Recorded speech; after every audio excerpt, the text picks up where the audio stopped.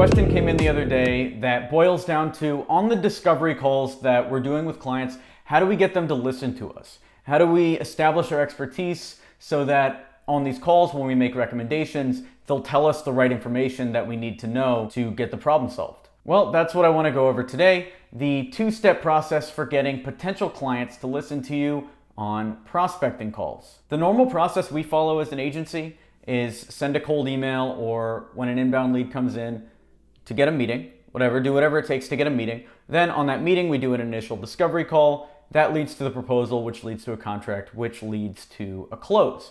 So today we're just talking about that discovery call process. And one of the things that some of you have expressed issues with is getting clients to actually listen to your pitch. And my number one solution to that is stop trying to pitch them. Step one is change the frame. You don't want to sell them. You don't want to sell them an app. You don't want to sell them marketing services.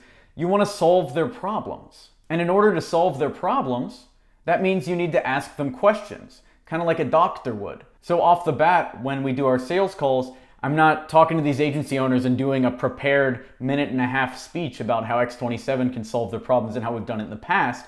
Instead, I'm asking them things like, what have you tried in the past for marketing? Or, I see you made a profile on Behance. How has that been doing for lead generation? Or what are your top lead generation channels right now? Or how's the sales team structured? How does sales work with marketing at your company?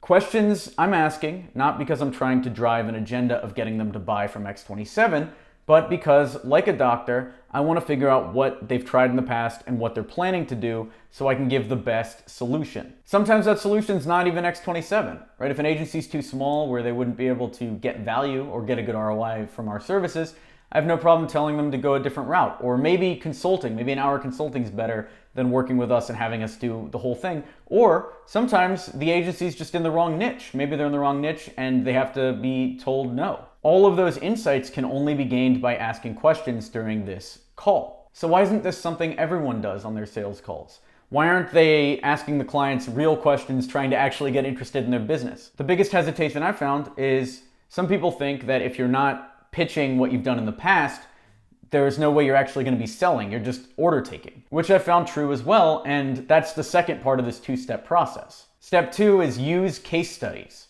Every time they answer a question, I'll respond with a case study, something we've done in the past where we've solved that for a specific client. So let's say I ask them what they've done for marketing in the past, and they tell me that they've done pay-per-click and they've done events. I'll say something like, that's interesting. We had a client in the past that was doing PPC and we're seeing terrible returns as well. And that's why we pivoted them to focus almost exclusively on events and cut that PPC budget. So events, and we added cold emailing as well. Another one I hear a lot is on sales calls, I'll ask a question like, hey, where do you get most of your business from? And almost all agencies will say they get most of their business from referrals. And I'll say something like, yeah, I've heard that as well from a lot of other agency owners.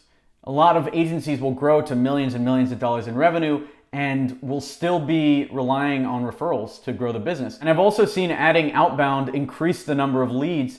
And when you increase the number of leads, you'll get into new channels, which eventually will also increase the number of referrals. So you end up with more diverse clients and more referrals. And doing that for every answer, but not in a way that's salesy. Only do it as it comes up naturally.